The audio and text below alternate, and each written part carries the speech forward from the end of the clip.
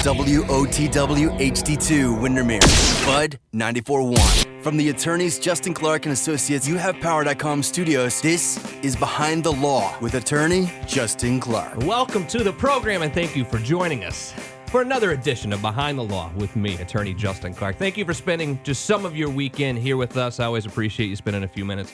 We've got a special hour ahead, but I want you to dial up the phones. Any question that you have, anything from accident to zoning, 321-282-1055. Plenty of information on the website, www.youhavepower.com. During the week, we focus mostly on bankruptcy, IRS problems, real estate, personal injury, and even student loan problems. But for the purposes of this show, call us for anything. 321-282-1055. You can watch the show live on Facebook or any social media platform at ATTY Justin Clark.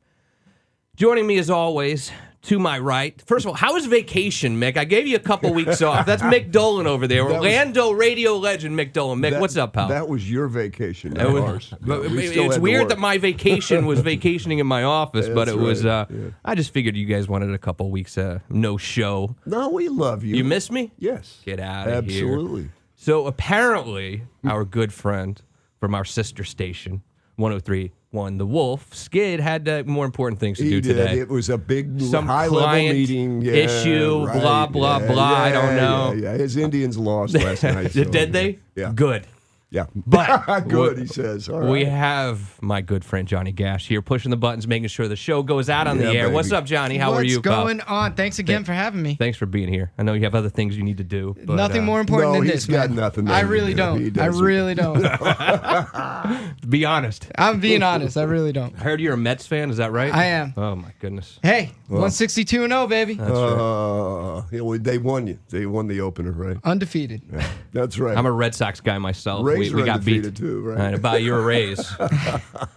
So I heard. All right, so Mick, if you're watching the show, you'll see is wearing a Kansas Jayhawks sweatshirt today, or I don't know what that is. What it is, yeah. I have been doing the show with you for probably over a year now, and I've never heard you say one word about Kansas. But all of a sudden, they get lucky and make the Final Four, and you're here spouting off about these Jayhawks. Well, the football team is so bad. They're terrible. That we just hang our heads every year. But when basketball comes, now we're talking. I mean, that is a great fan base. That Yes, basketball fan base is quite incredible. And that we do this thing called waving the wheat, where you go back and forth like this. Nothing better in all of college basketball. Oh, yeah. I got to send out a quick get well soon to my mother, actually, who sometimes is maybe the biggest fan of the show.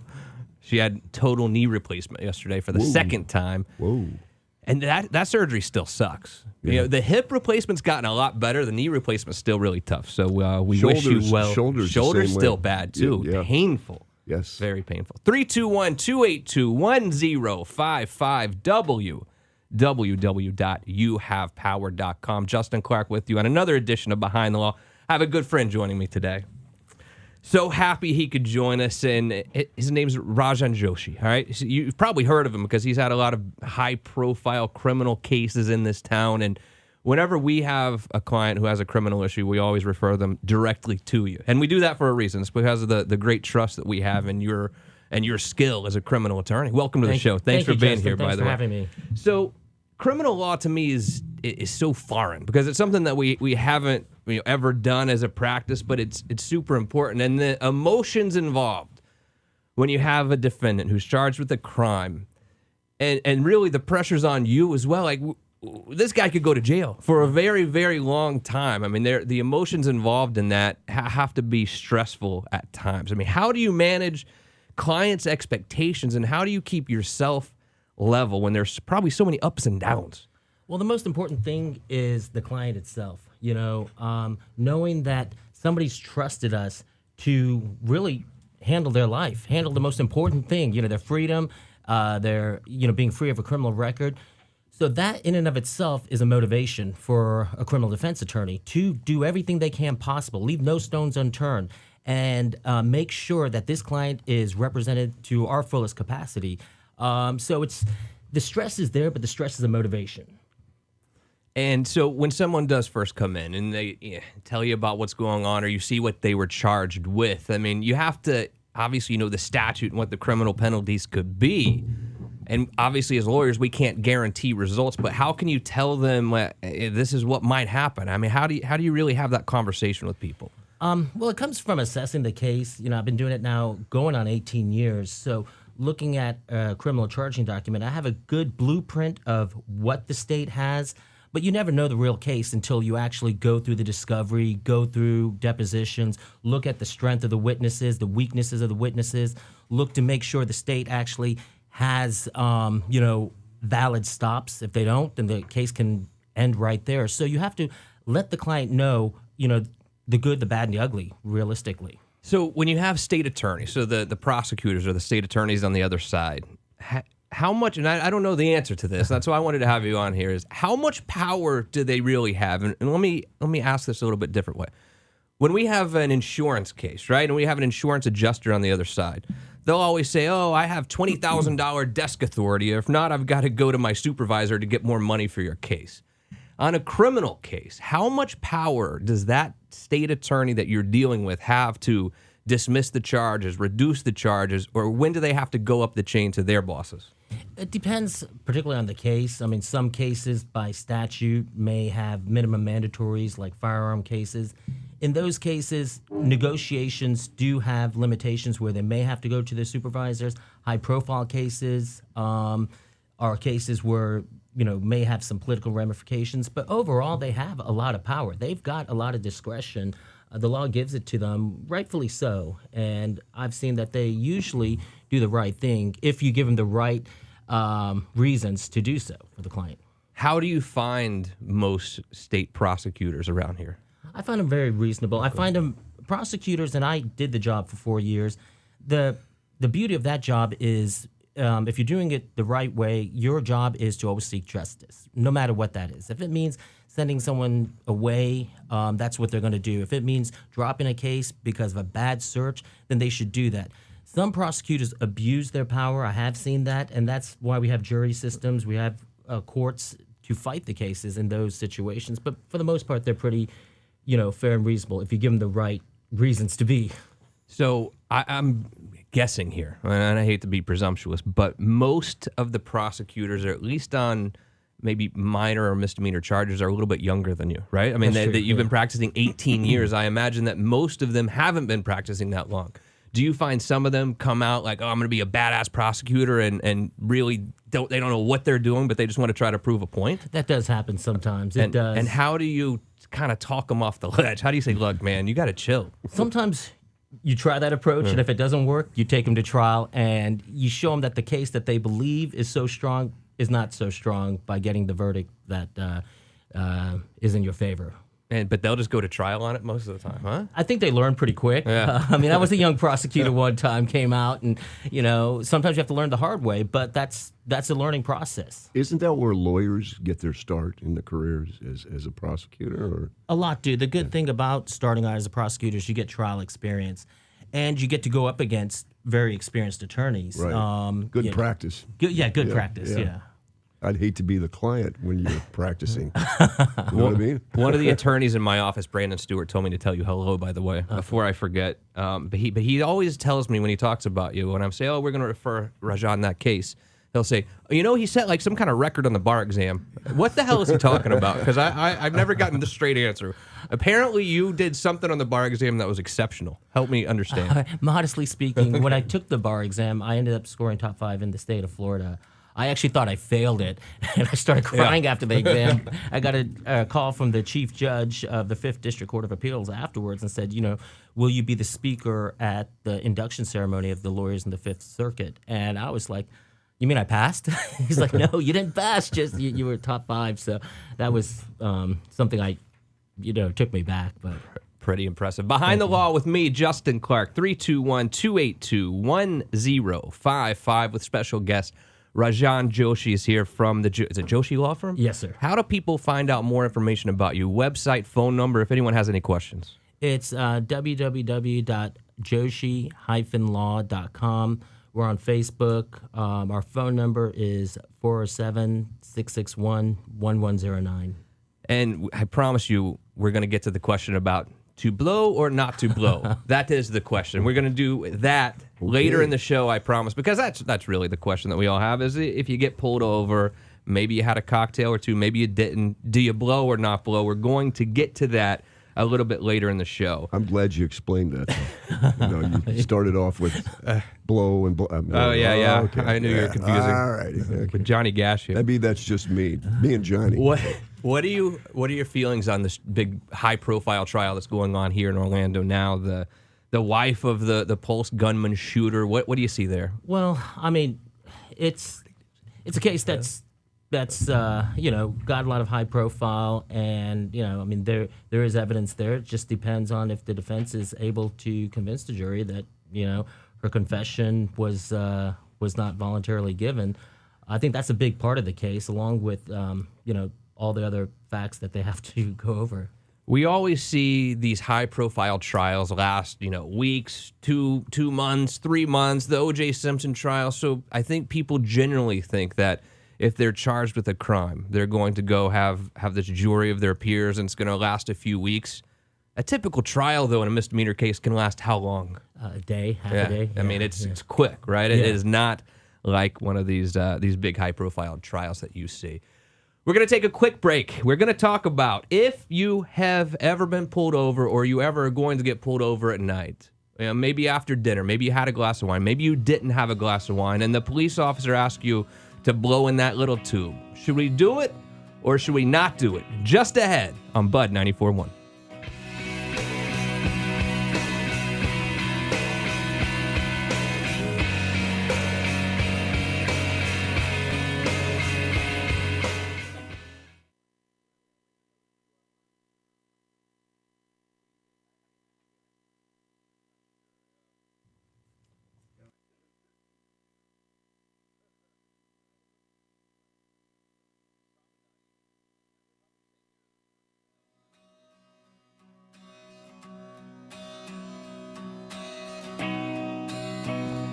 Welcome back to Behind the Law with me, attorney Justin Clark, here on Bud 94.1. The phone number, 321-282-1055. Plenty of information on the website, youhavepower.com. You can watch the show live on Facebook or any social media platform at ATTY.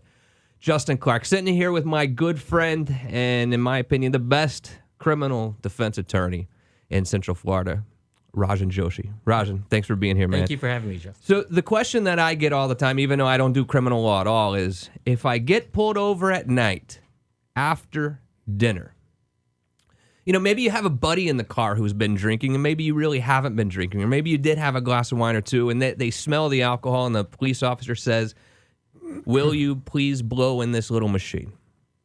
Do I do it? Or do I not do it? And I think that's the question we all have. I need you to help me through this question. And there's no right answer I can give. Unfortunately, I'm going to give the answer kind of like a lawyer. We have plenty of time. But if someone's been drinking, the legal limit in the state of Florida is 0.08, and it's not high. I mean, it's pretty low. 3 drinks can get someone over the legal limit. Absolutely. Depending on their weight, their tolerance. Two in my case. I mean, 1.5 for pounds if I'm lucky. And they tell you if you don't blow, you're going to lose your license for a year. It can be used against you in court. They have to tell you that.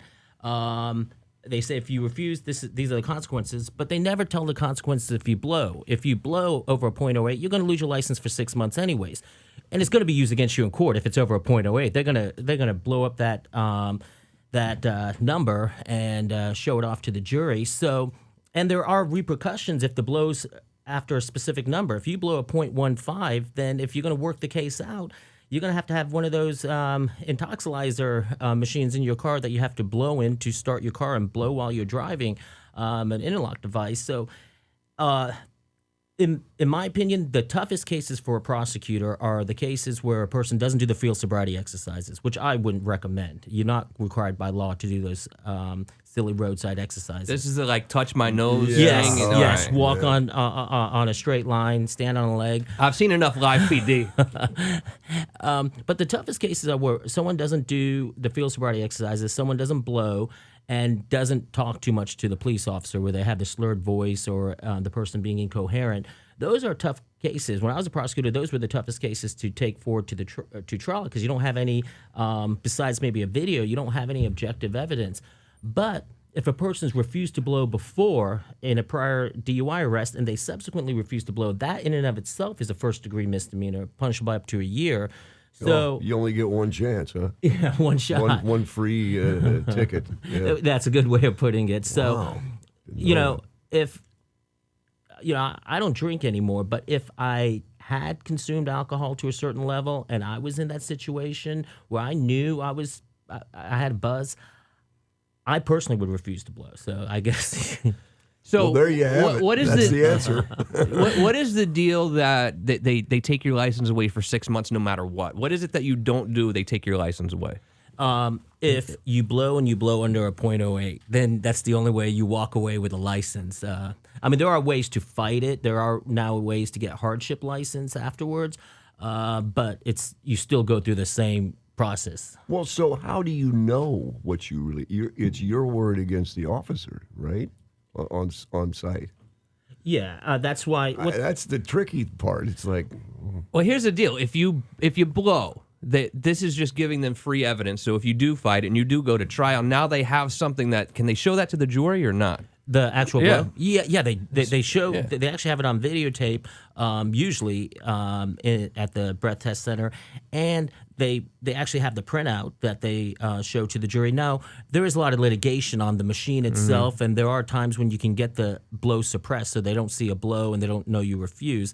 But that's taking a chance. You got to hope. Now, what about this? A jury is going to like a defendant or not like a defendant. That's just natural that they're going to like a defendant or not like a defendant. So the prosecutor is going to show the videotape of how the defendant acted that night. I imagine if I'm a juror, I'm going to like the guy or gal more who was polite to the cop, who was like, no, sir, I was advised to not ever do field sobriety or not ever not ever advised to blow in the machine just because, I don't really know, but I haven't been drinking, but very polite. I think the jurors are going to like that more than the guy who's a total prick. Like, no, get out of here, cop. You know what I mean? yeah. You're absolutely correct. I mean, sometimes that can make or break it. I mean, sometimes the person's kindness is the strongest evidence for us as defense attorneys, saying, look at the person, and we put him on the stand, depending on case by case, but you put them on the stand, they're a nice person on the stand, they're a nice person in the video. Look, he's the same nice person. But you get somebody like you're saying who's getting out there and, getting in the cop's face, and then they get in front of a jury and they're different. When I was a prosecutor, I'd argue, can you see the Dr. Jekyll, Mr. Hyde? Yeah. That's that. So Exactly. So I think a lot of people don't understand that, at least here, we have like this whole center downtown that we call it the Breath Center. Is that it? Yeah. Explain that process, Yeah, because people please. don't understand how scientific and what a real system we have for this. Well, what happens is the officer must have probable cause to arrest a person for a DUI. That's why they have those roadside exercises. And once they develop probable cause in their mind, I mean, we sometimes fight whether or not they had probable cause. They take them to the breath test center. They've got to observe them for a certain period of time, 20 minutes, make sure they're not putting anything in their mouth. And then they make them blow into this machine, and what the machine comes out with is a magical number. And kind of explaining in layman's terms, there's infrared rays going from one side of the machine that's calculated on the other side, and if there's no interference, there's no alcohol particles interfering, it's supposed to be a 0-0. But the higher the breath volume of alcohol in there, the more it interferes. Kind of like if you have your brights on at night, you shine it on a tree, and there's no fog, that'd be a 0-0. If there's a light fog, it'd be a .08, a heavy fog coming through. But the litigation comes is that, we want to see how the machine works, get the source code, and there's been years of litigation that, they weren't turning it over to us. So you don't blow on site. You have to go down to the center. You have to go down to the center, yes. And hopefully that's a nice long ride, just to make sure the body metabolizes as much as possible. Or if you just took a bunch of shots, your alcohol level could be rising, Oh yeah. Oh, the delayed effect. Yeah. Oh, it man. could work in your favor. It could work again. So the point is, don't do it. Don't drink. But drive. it's a good point though. Can't they give you the little roadside deal, or they don't do that at all anymore? They do that with minors, Okay. just if they have alcohol on their breath under the age of 21, and then they can suspend their license. So the ride from wherever the you get arrested to downtown, I imagine, is where the breath center is. Yeah, it's over on. So hopefully you get busted in Buffalo and you have a nice long drive. But then once you get there, I mean, there is a time delay. I mean, you're looking at probably at least an hour, right? Because they have to observe you for a while. They're going to observe for 20 minutes. It's probably, I've usually seen in Orange County them blowing or being at the center within, an hour and 20 minutes of the arrest. That's not unusual. When I was in Jacksonville, sometimes it was such a big county, it'd be 3 hours, so. Biggest city in America. Yeah, Duval, yeah. By acres, right? Yeah. So, all right, so once they get down to the breath center, they sit there and they have to be observed for 20 minutes, you say.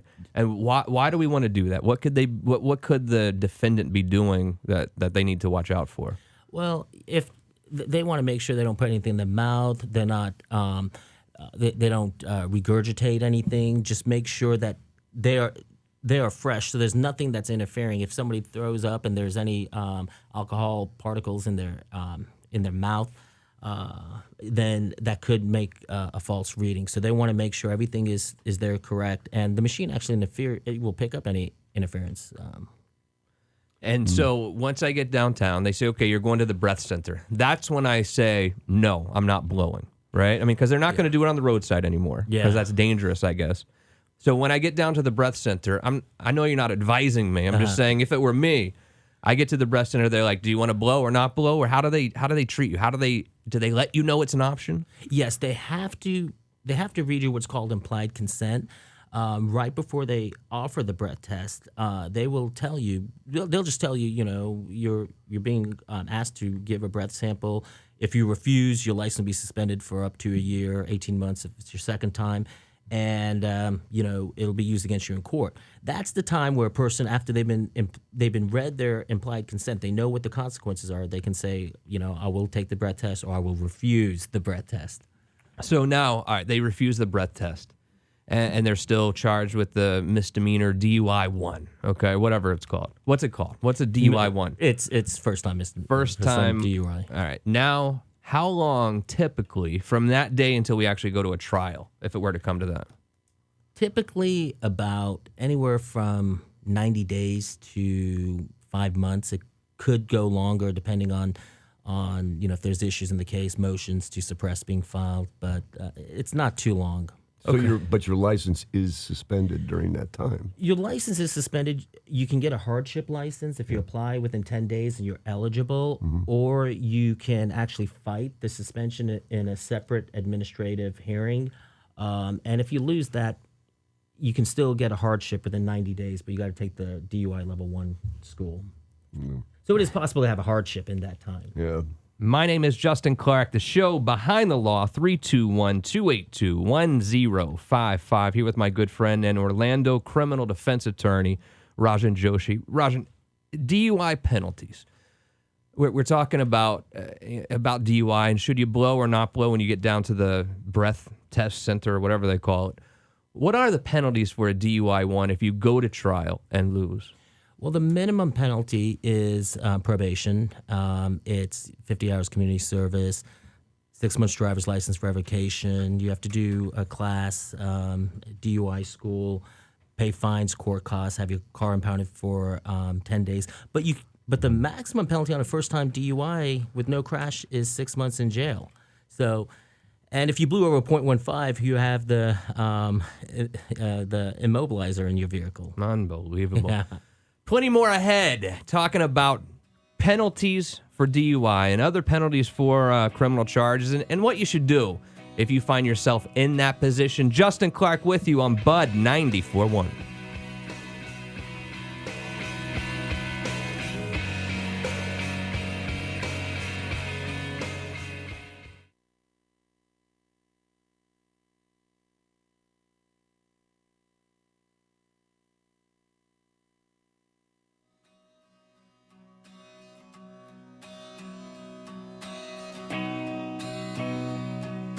Welcome back to the show. My name is Justin Clark. The name of the show is Behind the Law. Thank you for spending some of your weekend here with me on Bud 94.1, my absolute favorite radio station. I've got Orlando radio legend Mick Dolan to my right, as always, with his Kansas Jayhawks. Rock Chalk Jayhawk. Who do you guys play? I forgot. We play, just a minor team. Villanova. Villanova. We already beat Duke. So. My team is Tennessee, and we got beat by Mother, what's her face? Loyola, what's her name? Sister Jean. Sister Jean. Yes. So I'm glad that we could be right in the middle of their historic isn't that run. Great? You in Virginia. Oh, yeah. 321-282-1055. Johnny Gash is here. Thank you so much, my friend, for filling in for Skid today. We appreciate it. It's always my pleasure, man. And we're talking to my good friend in Orlando, criminal defense. I think the best criminal defense attorney in this area, Rajan Joshi. And I think Johnny brought up a good point during the break. We're talking about DUIs, and we're talking about maybe you don't blow when they give you that sobriety test, the breath test, when you get down to the breath test center.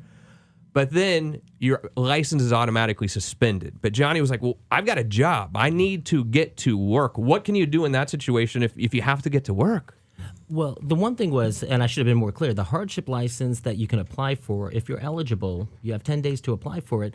It allows you to drive to work and school and back. I mean, very limited purposes. You can't drive to the movies or drive out and grab some, drinks or whatever, or for dinner.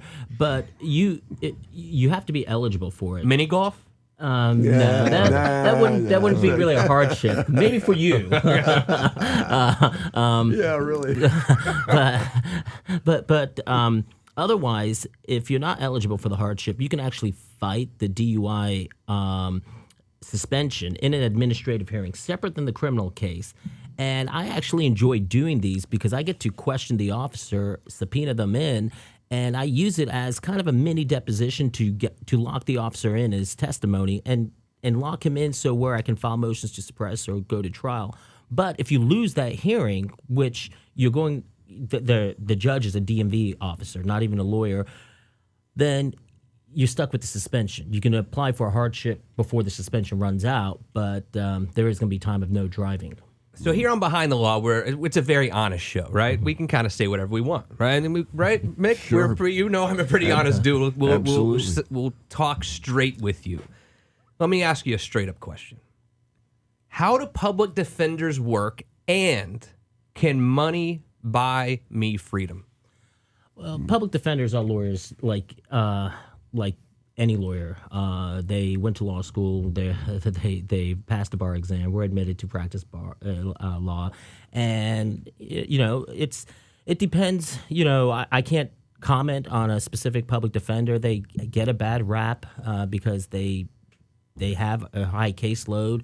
And can money buy you freedom? It's a capitalist society over here, and sometimes when people have the means, they can choose which attorney they want, and the attorney can do other stuff with financial means, hire an investigator, do depositions, maybe be able to uncover other stuff, and it depends on the attorney's caseload. What we try to do is we try and take on a lower caseload and dedicate and devote more time to each client's case. So we can go the extra mile for their clients. I don't work in volume so much for in criminal, because in criminal, the clients are coming in and, someone could be looking at life in prison. I may have to travel out of state to do depositions. And so I've got to dedicate my time and resources to specific clients. How do I qualify for a public defender? It depends. They have to fill out a financial affidavit, and the judge has to determine. I'm not sure what the threshold is, but they have to be below a certain economic threshold and not have assets. A lot of people do qualify. So the public defenders, and I know a lot of them, great lawyers, fantastic lawyers, and a lot of them really dedicated to their craft. They do it because they want to help. They do it because they see so much injustice out there. That being said, I think it's pretty clear that many times they have been given a very high caseload. Have they not? I mean, do you have any idea how many cases maybe a public defender is assigned? Sometimes in the hundreds. Yeah. Sometimes That's a crazy. large amount. And a lot of times, I can't really speak for them. Yeah. Like you said, some of them are great people. I know them personally, and I have the utmost respect for the job they do. Don't the great people though move on eventually? They don't stay as I mean, come on. I want to make some big money here. Come on. I made that decision 14 years ago to move on. That was my personal decision. Some people stay in the state attorney's office because they believe in what they're doing or they enjoy doing, and I loved what I did, but I knew my calling was elsewhere. Some public defenders enjoy what they do. Yeah. Some, may just have to stay because of circumstances. Right. Do you get the sense that criminal defense attorneys who take high-profile cases that are going to be in the news a lot take these cases for free, or do they want to get paid? Most times they want to get paid. Okay. There are times in the right situation, with the right client and the right circumstances that I would take a case pro bono for the cause itself, and because I believe in the client. And if it's a high-profile case, then maybe we can get the message across that what this client did is not what the media is portraying them to have done. So I always got who's Michael Jackson? Who was his lawyer? Garagos or something like that? Does that ring any bells? Yeah, I always got the impression that they were taking those cases for free to help build their practice on the other side. I have no idea. I'm just guessing. You don't think so, huh? No, not with Michael Jackson. I think he got a steep legal fee. You think? Well, okay, well, what about like Jose Baez and what's his name, Benjamin Crump? Those high-profile lawyers, defense lawyers that get out there, and those guys all want the big money. But did they ever take a case where they go, "It's on the house here. I believe in these guys." Yeah. I don't know as far as Jose Baez's his arrangements with Casey Anthony, but in that case, I'm pretty sure the profile was a lot more. How do you feel when you have a client who you've been representing and you really feel like they are innocent? I actually have a question. When you see the jury come back, do you have a feeling? Do you know by looking at the jury if they're going to be guilty or innocent? Sometimes it is. A lot of times it is almost like I don't know what the verdict's going to be. If it's a case that could have gone either way and the jury's coming back, that moment right there as they are reading that verdict is one of the highest anxiety moments I can feel in my entire life, because I have a person standing next to me. Yeah. And sometimes when they say the words, I had a trial last year, and the guy was facing a lot of time, and I didn't know which way the case was going to go. I know I did the best job possible. And when they came back and I heard the words not guilty, it didn't even register for a second. I was like, oh, really? Yeah. Wait a minute. And because I was looking at this guy who's about to go away, so it is a very stressful. Sometimes sometimes a jury may walk out and they may have a smile on their face and look right you in the eyes. And sometimes you can tell they're in closing arguments, but a lot of times it's, I stop trying to guess. It's so weird because at that moment, I mean, this defendant could literally be set free for the rest of their lives or have 20 years or whatever. It's it got to be a crazy moment. And maybe I don't have the intestinal fortitude. Is that the word for it? I don't know. I know you as a lawyer. I know you do. I know you have the ability. That's why we send everything we have to you. I appreciate that too. Talking about juries, have you ever seen the show Bull on TV? I have not. Man, that is a sharp show. I mean, it's a legal show? Well, yeah. Oh, we steer clear of those at night. The last thing I want to see. Well, they work on the jury, not the client itself, but the jury. Okay. And it's pretty fascinating, really. And he's the, what was he on? I don't know. He's on another show. This guy, the actor, I can't even remember his name. I just call him Bull. Yeah. But it's a great show. We're gonna take a little break, but afterwards we're gonna ask you about mandatory minimums. I mean, I've seen some mandatory minimums that we have in the state that are steep. I mean, 25 years, 30, something. It's incredible. And the mandatory minimums scare me a little bit, but I want to get your opinion on that. We're going to take a quick break. Justin Clark with you on Bud 94.1.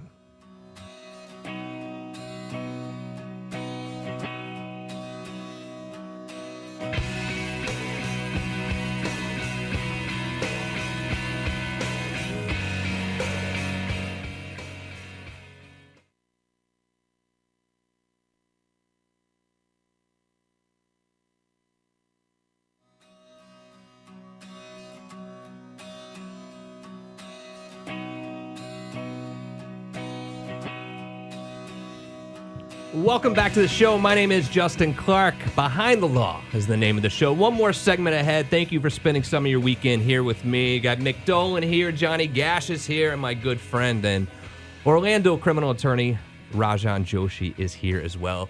Mandatory minimums. What are they? What are these mandatory minimums?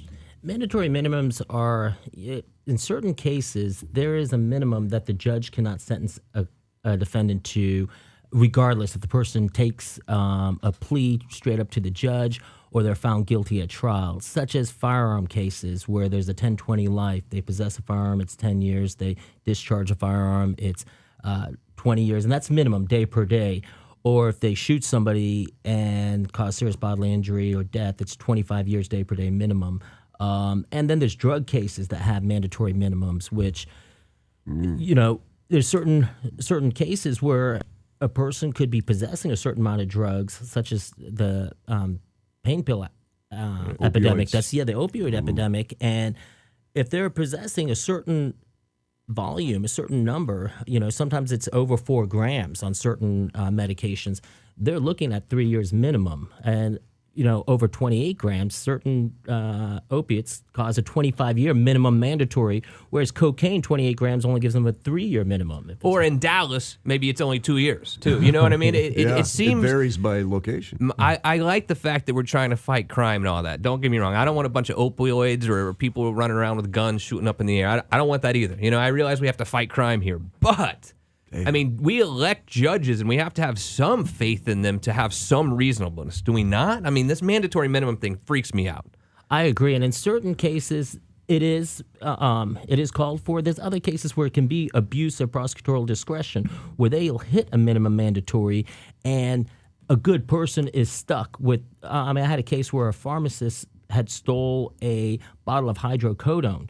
And, the amount of hydrocodone syrup there was mixed in with the other stuff came out to over 28 grams and was facing a 25-year minimum mandatory. Luckily, it fell on a very heartwarming prosecutor who heard the situation, heard my client, and ended up working it out for no incarceration. But some prosecutors would have given her. Unbelievable. How does bond work? So I think we all get confused because you hear, it's a $100,000 bond. My mom had to put up her house, but then I hear, it was $100,000, so I only had to pay $10,000. Can you explain this bond process so we know? Yeah, pretty much when a person is given a bond amount, what they can either put the whole amount down, like $100,000 if they have it. They can put it with the clerk of courts, and as long as the defendant showed up to all hearings, they get the money back. Otherwise, they can elect to go through a bondsman who they have to put up 10% and have significant collateral that the bondsman can go after. So if the person fails to appear, the bondsman's on the hook for the money through his insurance company, but he goes after civilly for the remaining amount. All right, so I'm a bond company, all right, and someone has a $100,000 bond.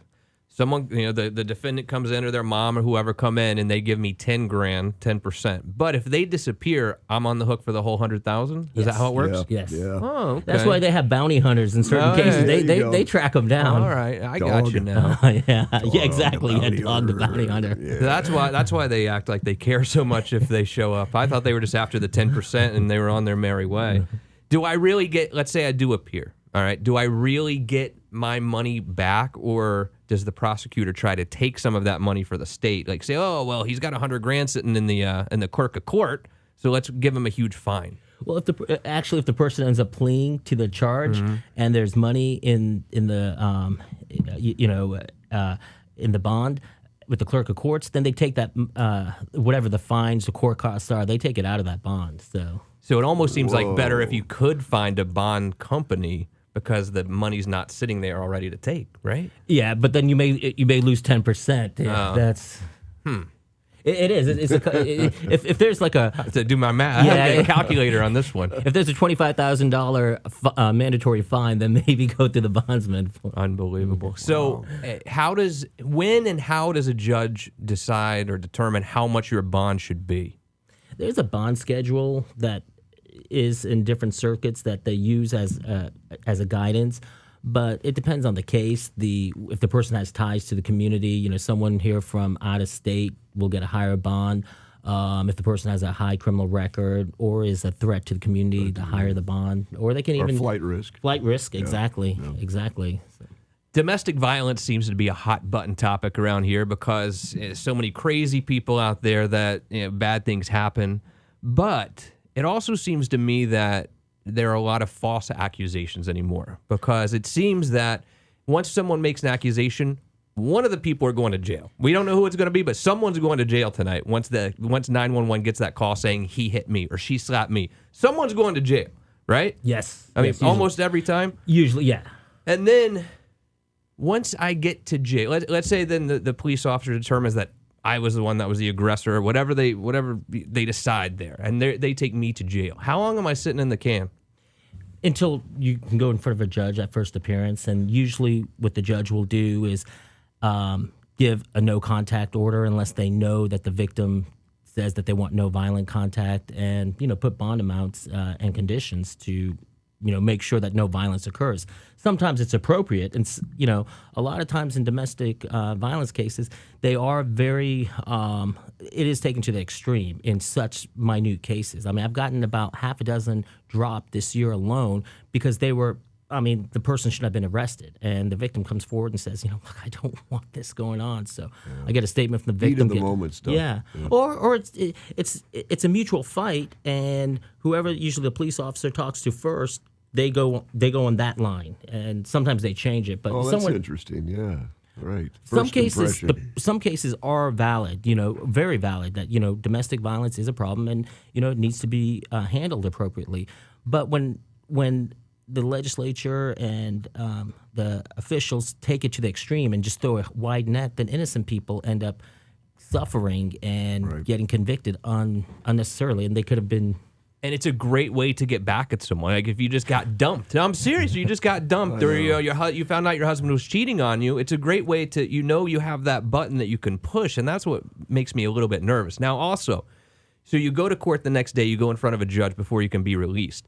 Maybe the complainant doesn't show up, so the judge has to issue a no contact order at that point if no one shows up. Usually, and that means if you live together, you can't go back to your house. That's true. And how long is that typically? That's typically throughout the case. You can go back one time with a police escort, grab some belongings, but then no contact means you can't email, you can't text, you can't have a third party. Even your own house. Even your own house. What if the complainant? Let's say I own the house and I have a girlfriend who lives with me, and she's the one that calls. And it's my house. You got to find a new place to live. Is that right? Yeah. And they can stay there. Yeah, if they have mail coming in and they reside They there. live there. Yeah. They're, And what kind of penalties are associated with a domestic violence type case? Usually, if they are convicted, they have to do a 26-week batter's intervention course, and they have to, serve probation. And that's where it gets a little extreme. Why someone who may have, in the heat of a moment, touched someone like this? I mean, that can be a battery if you touch someone, push their hand away. Those are extreme situations, but usually it's typically a 26-week batter's intervention. But then they can't own a firearm, possess a firearm, and they can be up to a year in jail. and it's on your record. And I don't want you to think that I'm not trying to protect victims of domestic violence, because I am. I mean, we need to. There are a lot of crazy domestic violence incidents out there. Absolutely, I am. I'm just saying I see the other side of it sometimes as well, when maybe someone was making a false accusation. Have you ever seen someone get charged for making a false accusation about domestic violence? I have, and as a matter of fact, when I was a prosecutor, I was very proactive in charging people who made false reports to a police officer. I had one case where a lady falsely accused a guy of almost raping her, and he was about to be arrested. The police did a thorough investigation and arrested her. It was a misdemeanor, but I made her, I punished her as a prosecutor. I punished her. I sent her to jail, because had that guy who was mentally handicapped been arrested, if I was the prosecutor and I believe the charges she said, the allegations, I would have gone full force against him. Yeah. So, yeah, I think that's an appropriate action I should take. Running a law firm is difficult. Maybe this is my question to you. So being a lawyer and having a bunch of cases, having to go to court here and there, it's tough. I mean, you really have to know about all these cases. You've got to do discovery. You got to go to trial. You got to prep for trial. While you're at trial, there's a whole business running. Yeah. There's a whole business back in Maitland that's called a law firm, and you're a business owner. How do you juggle, and this is a struggle I deal with every day, juggle being that guy who is at trial and being that business owner? I think one of the most important things which you do very, very well is you have a great support team. Yeah. And I think that is what runs the law firm. It's not just the lawyer, but it's the people around him. And, I've seen this from cases that I've referred over to your firm, that your firm is like a family and treats the client like people and takes care of them. And that's the most important thing about a law firm. And that's one thing I also do with my law firm is I make sure I have a strong support staff that is there to handle the client's needs. And if need be, I'm not in trial 24 hours a day. I will still return phone calls afterwards. After I get out of there, I may not be too pepped up, but How do we contact you again? it's www.joshi-law.com. That's JOSHI-LAW, or 407-661-1109. There are a lot of criminal defense attorneys who approach me about us sending cases to them, and I'm like, okay, what do you guys do? He's like, well, we mostly do DUI or, maybe something a little bit heavier. That's not you. What do you guys handle? We handle federal cases, we handle murder cases, we handle DUIs, we handle sex cases, drug cases, all across the board. All the fun stuff. The whole shebang from soup to nuts over there. Wow. Thank you so much for joining me Thank today. you That's for having Rajan me. Thank Joshi, you. everyone. Please, if you have any sort of issues criminally, reach out to me or reach out directly to him, and I will absolutely hook you guys up. I wish you very well, Mick Dolan, with your Kansas Jayhawks this weekend. Johnny Gash, thanks for filling in today, Mick. I don't know much, but I do know one thing. What's that? I will see you right back here next Saturday on Bud 94.1.